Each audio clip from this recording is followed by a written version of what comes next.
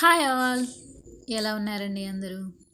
ఈరోజు మనం టమాటా, ఉల్లిపాయ, అలాగే ఎర్రమిర్చి చూసారా మా చట్నీ కోసం అండి. చాలా బాగున్నాయి కదా. మా చట్నీ కోసి అవి కూడా వేసి పచ్చడి చేశాను అనమాట. ఇది అన్నిటిలోకి బాగుంటుందండి చట్నీలాగా.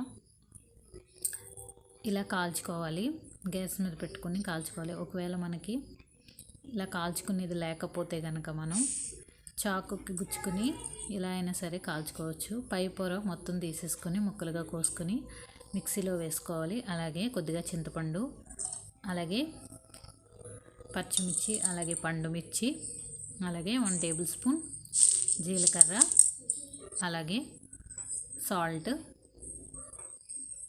అలాగే పచ్చిమిర్చి కూడా వేసానండి నేను. అలాగే కొద్దిగా వెల్లుల్లిపాయ, అలాగే బెల్లం, ఇవన్నీ వేసుకుని బాగా మిక్సీ పట్టుకోవాలి. ధనియాలు వేసుకుని మిక్సీ పట్టుకున్న తర్వాత పోపు దినుసులన్నీ వేసుకుని మనం ఇలాగా ఆయిల్ వేసుకుని, ఆయిల్లో ఆవాలు, శనగపప్పు, మినప్పప్పు, అలాగే వెల్లుల్లిపాయ, కొంచెం కరివేపాకు వేసుకుని కూడా ఇలా ఫ్రై చేసుకోవాలండి.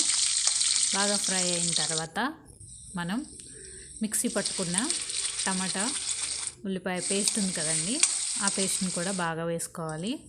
అలాగే ఎండుమిర్చి కూడా వేసుకోవాలి. వేసుకునేలా మనం ఆయిల్ పైకి తేలేంత వరకు కూడా బాగా ఫ్రై చేసుకోవాలన్నమాట. చూసారా ఎంత బాగుందో.